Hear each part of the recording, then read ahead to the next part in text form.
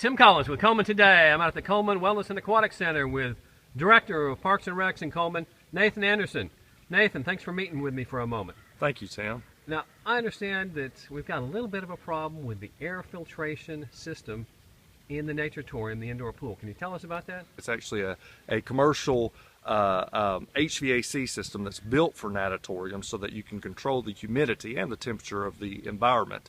The problem that we're facing is the same problem that's facing the industry, and that is trying to get in front of the very humid environment that's created in an indoor pool facility.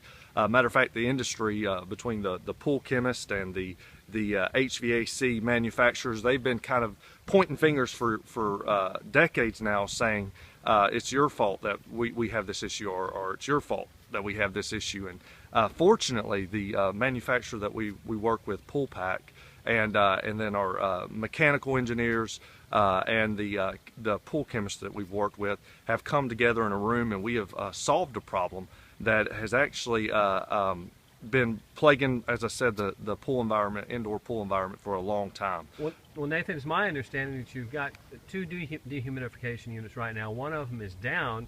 Yes. And so if the other one goes down, you face the potential for structural damage, excess chlorine. I mean, it's on the cusp of being a real problem, right? Well, you do have a lot of pools out there that do not have any dehumidification. If you go into an environment with no dehumidification in the natatorium or the indoor complex, you see a lot of structural decay.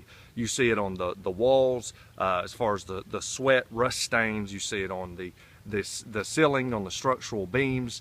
You'll see rust begin to build up. Any metal, stainless, you would think stainless would be pretty resilient with it, but it actually has calcium deposits built up on it, and rust and decay. So it's something that has been a big issue for the industry.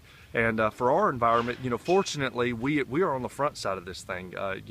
We feel that we have found a great solution. We're addressing both the chemistry and the mechanical aspect of this.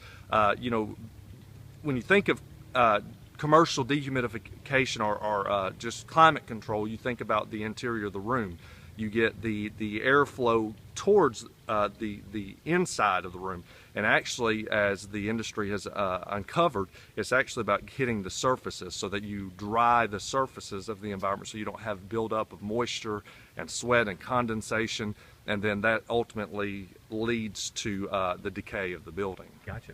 So, in bottom line terms, what's the plan? What are you guys going to be doing going forward? Well, fortunately, we've worked with structural engineers. Everything is looking great. So we have got in front of this thing before there's any major issues that would cause a lot of expensive repair. Right now we're just dealing with dehumidification. So we have been able to go back with a unit that's more efficient, so it'll be more cost effective in the long run.